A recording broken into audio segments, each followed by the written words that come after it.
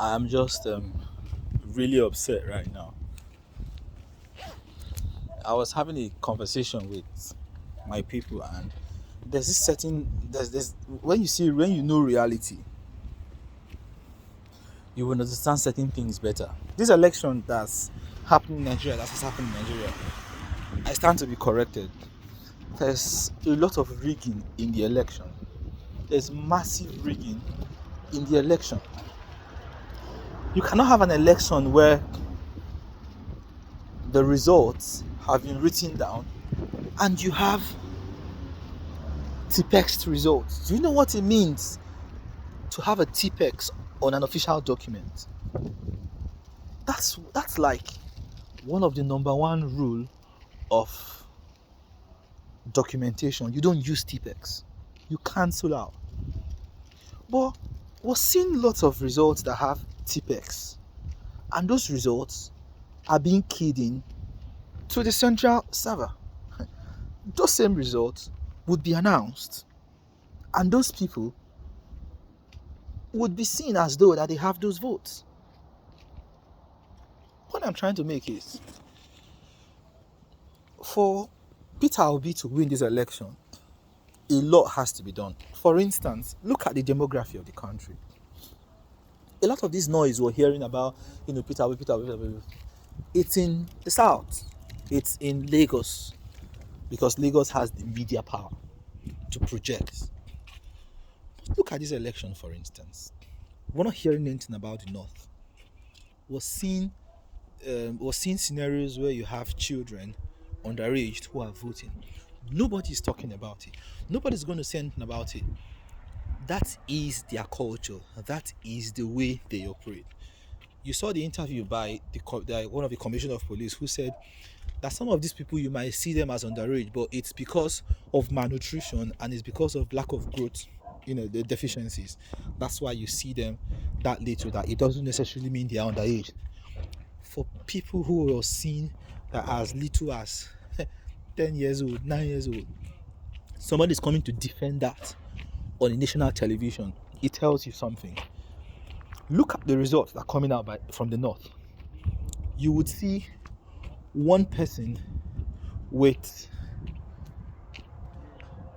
18,000 votes in a polling unit, APC, and you will see Labour Party with less than 200. The number of people that vote in the north, there's an minimum of 80% turnout of voters in the north. Minimum of 80,000 voters in the north. But if you come to the south, you could have 50%, 55%, which means for a unit in the north that brings out 18,000, which is about 80% of the people that's voting for one party, maybe you have like a PDP getting 6,000 and then Labour Party getting 400. If you come to the south, you have like maybe 6,000, 7,000 for Labour Party, and then maybe you have maybe something, 20 something or 30 something for LP and everything. It will take almost 2 to 3 units in the south to topple the election that was done in that polling unit. Now there's this thing about having two-third votes. According to demography, we have the population of the southeast. The northeast is more than double the population of the southeast. The northwest, I stand to be corrected, the northwest is more than double the population of the southeast. The only place in Nigeria that comes very close to the population in the northwest, is the southwest, because of Lagos. It's the southwest because of Lagos. Lagos has maybe about 12 billion, and then the next you see is like 6 billion or 5 billion, the next state. But if you go to the north, you see those numbers, and when they tell you there's 80% voting in those places, it means that the amount of votes that will come out of those places, whether um, all the parties pick votes from there. Labour Party picks, PDP picks, NNPP picks, and everything. The party that would win from those votes, from those places, it would almost be a landslide. These people understand what demography means, and that is why, even while we're doing population, they have all the numbers. You see a man that has 4 wives. You want to compare his population household with a man in the south that has just 1 wife, or that understands that God says you have to marry 1, but the guy on the other side understands that God says you should marry 4, and he marries 4, bears five children each. That's 20 plus the 4 wives, 24 plus him, 25. You, 1 man, you have 3 kids. Then they can give birth to 6, 7 because they are government presents, they are government loans, they are all the Fadama projects, they are farmers, they can go and farm, they all have their names in the local government council as collecting salaries. But for us in the south, we don't take pride in those things. We are industrious. We want to work at our salvation ourselves. And then we look at, oh, I need to have just 3. What's the essence of having too many kids? Do you not want to match yourself with those other people in terms of population? You cannot. The man that has 25 children, or his household is 26, if he comes up and says, everybody, this is who we're voting, or this is how we're going to vote, everybody in his household is going to vote that. He's got brothers, he's got sisters, he's got 4 wives. Those 4 wives have brothers and sisters as well. But you, it's just you with your one family, and you've got brothers and sisters who, some of them are not in the country, but for them, they're almost all in the country, benefiting from 1 or 2 government aid. So they are always present. They don't have to go.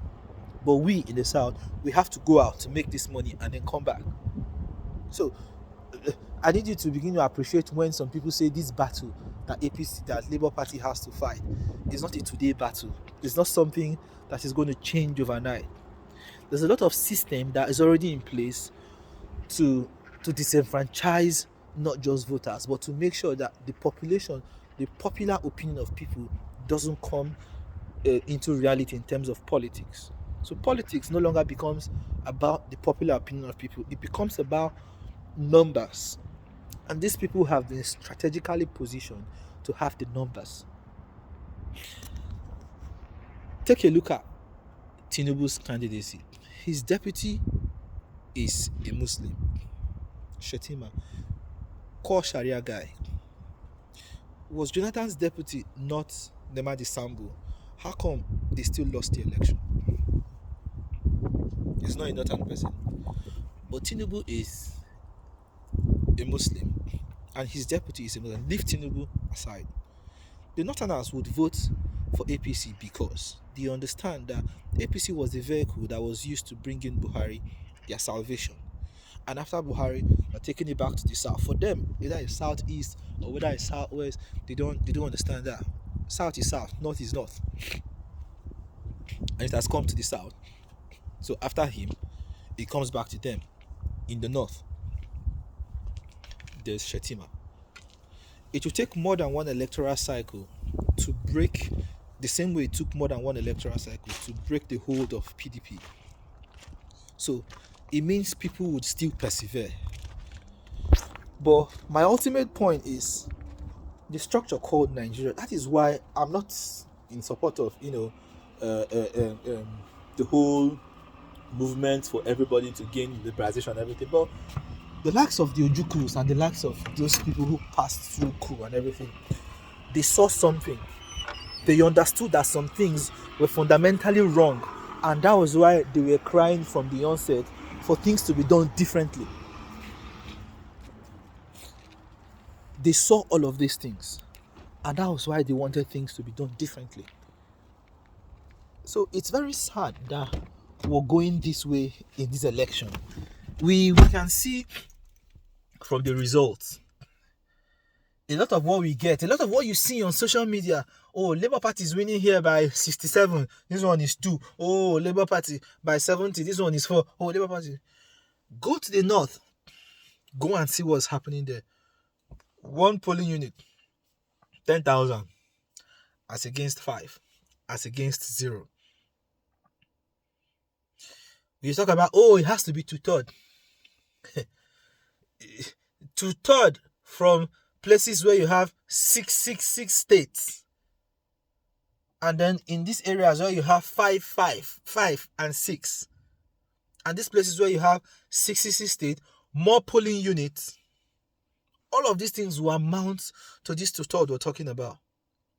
Do not forget that the total number of people that would vote from the south, you won't have up to 80% participation. But if you go to the north, you're sure of getting more than 80% participation. Almost one or every other family in the north is either in government, about to be in government, in a government parastatal. They are benefiting from one way or the other, either through agricultural assisted projects, call it Fadama, which of the Fadama projects. They've all been benefiting from that. And for some of these people, all it takes is just want it to continue. It is we who are in the south that are enlightened. We've got the social media, we've got the interface with you. I give you an instance. It was shocking to me to realize that my country, Nigeria, we sponsor people for even as little as masters in the UK. Tuition paid, accommodation paid, cost of living paid, and they're able to come with their family under the government money.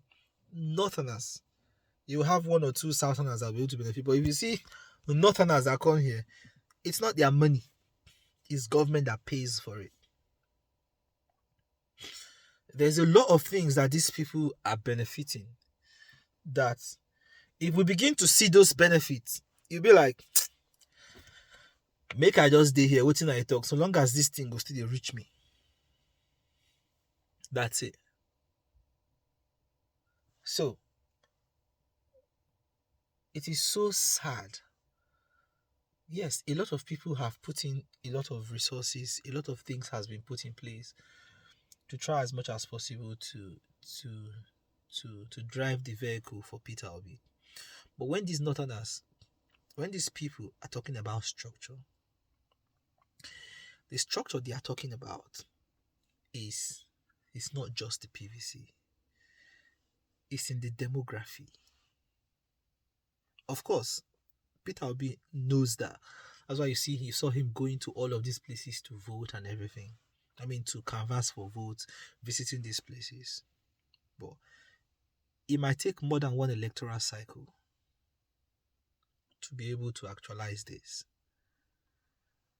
And because of this energy that a lot of people, especially the youth, have put in to drive these Peter Obi's vehicles, I just hope that people don't get their morals don't get withered down when the results begin to come out. We could see a lot of units, polling units, where there were no electoral materials. In a lot of places where they voted, the result was called out, but the result sheet were tipexed. The ones that has been transmitted to the central system, it was tipexed. It was being corrected. People need to, for us to fight this battle, the agents, the Labour Party agents, they need to have the evidence for those results that were called out at the units. It goes beyond that. Let's now go to the north. When they call out the results and there's no camera to show rioting, to show the thumb printing, to show all of those things, there are no cameras. And it's just one guy that can come up and say, oh, there were irregularities, there were no this, there were no this. But in the south, it's a lot. People are showing it, the media is seeing it. But in the north, maybe it's just be one person or two person. That person can easily be silenced. It's a strategy, it's a game. People were asking, we were concerned about the quietness of the north. We're not seeing videos, but the results are coming out and they are peaceful. Nobody is contesting those results. But there are even tipexing results in the south. There was a case of a copper whom I saw online, and she was pleading because she had manipulated the results for NNPP in Enugu State, an eastern part of the country that could only be won aside from Labour Party, Peter Obi. The only party that can actually win there is PDP. And you see NNPP winning, and the lady is coming out to cry to say that she was blah blah blah. Even the coppers, the same people who people are fighting for their future. You're putting an NNPP, and then when you were caught, you were begging. A lot of things have gone wrong in this election. A lot of things have gone wrong in this election already. I can tell you for a fact that these people are they're not stupid. They are trying as much as possible right now to make sure this book is cooked properly. The places you say they are contention, there's contention here, that's fine. But in the places in the north, there are no contentions. Those results would be taken. Do you know what it means to topple a 16,000 vote when you're winning by 1,000, 300, 500? You know what it means to topple that amount of votes?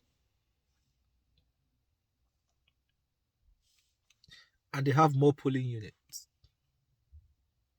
They have more percentage of voters who would vote in those elections. People are not saying elections are rigged in the north. Nobody's saying it. It's in this south where we're small, but in the north where you have a large number of them, they don't want the election to be contested. They don't want to have any issues with those results. So there will be peace. They will do their rigging. They will do everything. They will have kids come in line. They will have those PVCs. You will see human beings carrying the PVCs. It's not like you say, they might not even do those thumb printing. You will see human beings on queue. You would even see people with 3 PVCs. This one will vote and come back and vote. And come back and vote. And come back and vote. Nobody's really concerned to say, let me see your thumbprint. Let me see your this. Let me see your that. And they will reach the election. They will have the numbers. I just feel really sad, and it's unfortunate that our inability to get it right this time would set us back a longer time. I feel so sad for people who have, given their utmost best, especially our social media influencers, skit makers, Nollywood actors, a lot of different people and everything. It's because they're all fighting for a better Nigeria. They're all struggling to. They have it already. Those people will not go hungry. But you understand what it means to have good governance. Especially when you come out of a country like Nigeria, maybe you come over wherever you are. Maybe you go to Germany, Canada, America, and all of that, UK. And you see taxpayers' money work. You see the local government, you see the local council presence in terms of road, in terms of all other utilities, amenities. You feel it. You don't mind paying for those things because you know they are there. So all those people who have been influencing, who have been actively involved in making sure that, they canvass for votes for Peter Obi, they've done really, really well. But the North is the problem. I repeat, the North, not problem per se. The sooner we begin to find a way to reduce the stronghold, and that's why people say there have to be a shift, complete shift. These people will conduct census and they will tell you there is 50 something people in this household. You conduct and you say there's 4 or 5.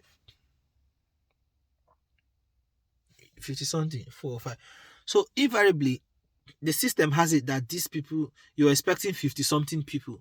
So even if you have 40, and that 40, maybe it was even 10 that are actual, the remaining 30 were rigged. They've given you 10 to say after all 10 no day. So 40 day. Those 40 would come and manipulate it. They will do their own bit. But you have just 5 or 10 from this other side. So even in the census, the demography, everything is wrong in that structure. And that's why some of those people who had fought, be it legitimately or illegitimate means, for us to have this stability, for us to have this equity, they saw these things coming and they knew that if these things continue like this, we ain't standing a chance. And the more it continues, in Igbo they say, Arora ala gbafo, ya was ye omenala. If you keep doing something that is not right, and keep doing it, all of a sudden, that wrong becomes a tradition. That's the point where we are in Nigeria. In terms of election, in terms of governance, in terms of people accepting anything that's been thrown at them. This was our chance. I don't know if I'm going to say this is our chance, but this was our chance to break the status quo. But the structures that be, these people, when they talk about structures, it's in the numbers, it's in the voting of people from the north, it's in the demography, it's in the population census that was done to give them population. When Katsina's result comes out, when Kanu's result come out, when Kaduna's result come out, everything from the south becomes minute. When Jigawa comes out, when Taraba comes out, when Yobe comes out, when Sokoto comes out, when Zamfara comes out, when Adamawa comes out, when Bauchi comes out, when Borno comes out, when Gombe comes out, where you have 80% of people voting. These people don't travel. They're in Nigeria. It's not like me, I'm here. I am 1 vote wasted. I'm sorry, but I'm 1 vote wasted. My family, count the number of them who are here, votes wasted. But those guys, they are there because the government is supporting them. They're all getting salary and all of those things. And they're okay. They have lands, you give them land to farm, they build a house, they have kids, they marry different wives and everything. But we're not structured like that. That's not who we are from the south. And that's why we cannot be on the same playing field. The playing field is not level. Can never be level. It wasn't designed to be level by any means. That's the problem. That's why we need to fight. That's the real reason why there's this instability, there's a cry for restructuring. Those are the reasons. I'm thankful to all those who voted. A lot of people are going to shed tears when they begin to see the reality. They're going to cry. But that's the reality. It will take more than 1 electoral cycle to actually break the stronghold of APC currently. The only reason why Jonathan won that election was because of Yaradua. He was riding on Yaradua's ticket. When he faced his own main election, he lost. That's because of the strength of the votes from the north. The only reason why Obasanjo became president was because they just gave him, come and start it, come and clean it up, come and start it after military rule.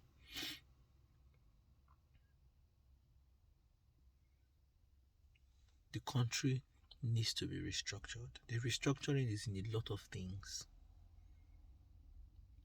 We're marginalized and it's not fair on those of us from the south.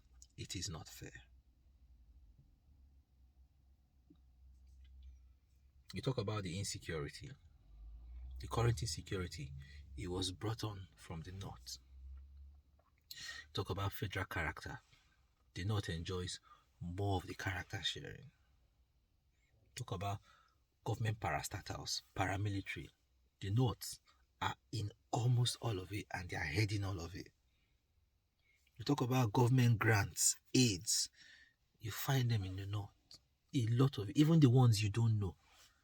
For instance, in the UK, I was going through the list of people with tier 2 sponsorship, and I saw Federal Government of Nigeria there with tier 2 sponsorship. Islamic Society, blah blah blah blah blah of Nigeria sponsorship there. Islamic Society of Nigeria, they have sponsorship license for the UK. Try and go to the Nigerian embassy and you see 80% of people you see there, they are Muslims. 80% of those you see there, they are Muslims. One Nigeria, one Nigeria. So we carry be one. So we carry be this one. Anyways, I said my 2 piece. I'm not happy. I know this will come. A lot of us knew this would come, but we're being hopeful, and all of that. But this reality is staring us in the face and it's shocking. Come another 8 years or 4 years. Would we have gone past this? Would Peter Obi really emerge as a president of Nigeria in this 2023 election?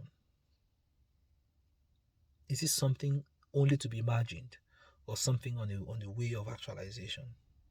I do not know. But the chances are really slim. There's a lot of bravado, conscientization, awareness, and all of that. Social media is in the south and in the west. It's not in the north. It's not in the north. They don't care about those things. Stand to be corrected.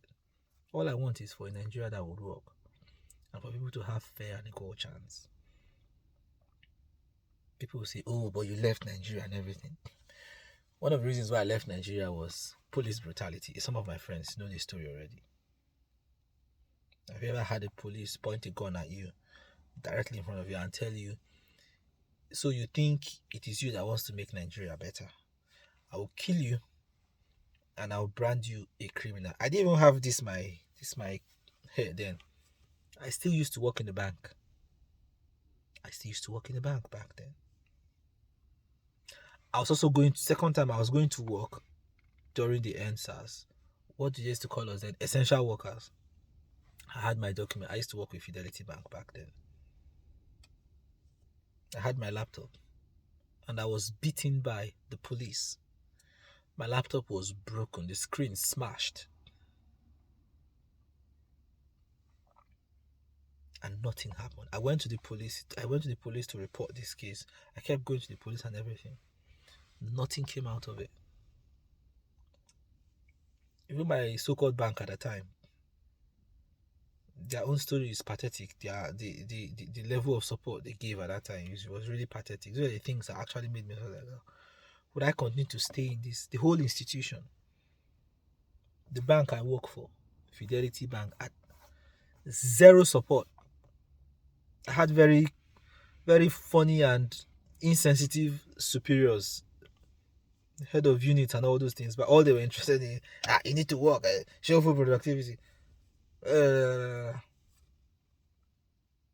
I was talking about being traumatized by the police because I was coming to work. In the other incident where I was almost home, the police needed me to move out of the road, but there were almost 8 cars behind me. We couldn't move. They needed all of us to reverse, but he just took the police car in front just to shift to the side and let us all pass, because I was the one in front. There was no way I could reverse. And they came, somebody stood in front of my car bonnet and was pointing a gun at me. Well, because I was trying to explain to the police that see what's happening behind me. There's already traffic brewing behind me. We cannot even shift. But you have the chance to shift for us to move. And the gun was pointed right in my face. As I was a criminal. I've ever heard a gun cock. They cock a gun. You know that 50% of the time that bullet is for you when you hear a gun cock.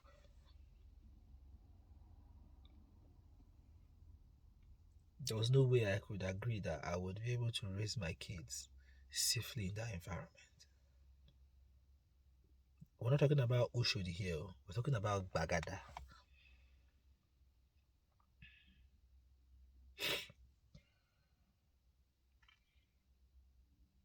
I love Nigeria so much that I can give anything to go back, but can I go back? I will go back, definitely. We can only hope for things to be better. The hope is so, the burden of the hope is so much that we need action. We need something else. This election has come and gone, and we would see the very exact things being repeated in front of us. Are we going to rise up again like we did in the NSAS and request for a re-election? Can't we have a thorough independent body conduct an election? One man, one physical man, one vote. One physical man, one vote. What we have currently is a disgrace. I'm Nigerian and I'm very patriotic. I love my country. As a matter of fact, when you're here, they'll tell you one of the things I like about Nigerians is because we don't shy away from the fact that we're Nigerians. We're bold, we're strong.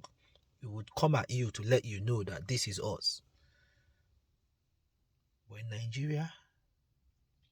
The amount of killing, police brutality, insecurity.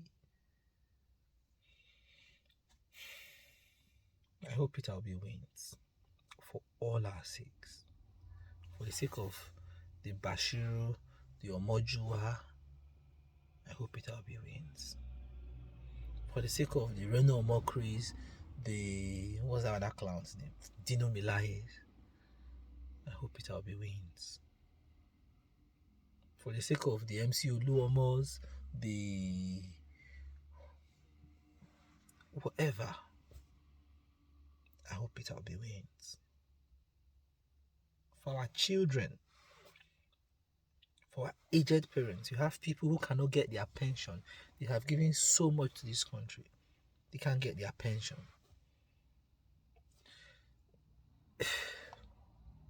They can't get free healthcare. The basic ones. The basic free healthcare. Check your blood pressure, get paracetamol and all those bits. Get multivitamins. They can't get it. It is really sad.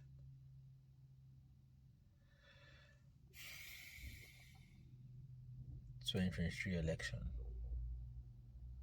What fate does it behold for Nigeria?